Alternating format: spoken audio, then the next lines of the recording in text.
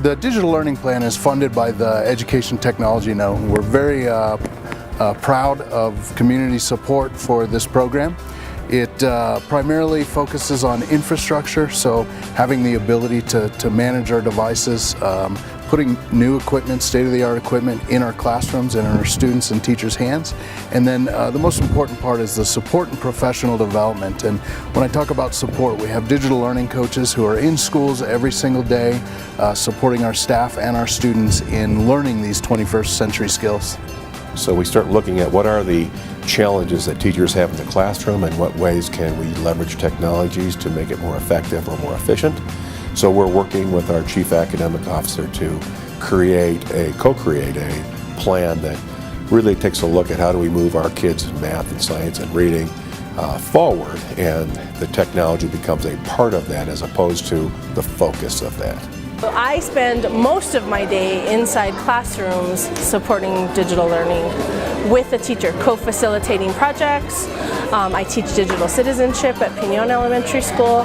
I co-teach the design class at Mandela, and all of that incorporates technology in some way. And we look at their lessons, we look at how we need to modify that pedagogy to allow that tool to do its job effectively. I think, most of these kids probably grew up with screens all around them, and so that's one of the ways that they know how to interact with the world is, through screens and through computers and through technology and through sharing things about themselves. They're a little bit different than my generation. But I sometimes find that they don't necessarily know how to use those resources as well as people who had to learn how to use them, to really learn what they were for. So, they're learning how to research online. They're learning how to learn things that they might not think that they can learn just from a textbook.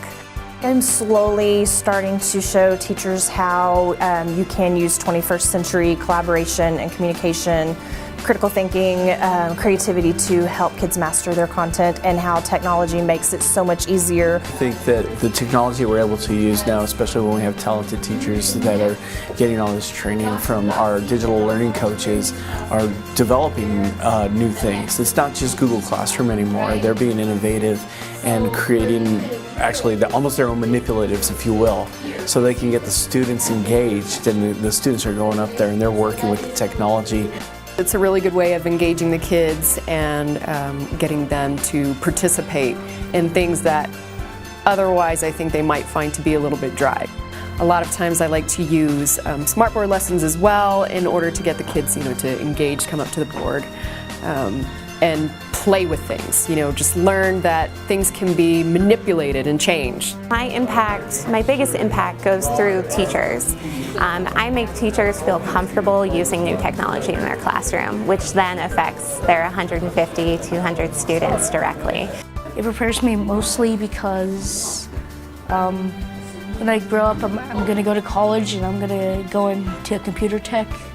They are learning how to use the technology now so they can be the experts in whatever field they choose.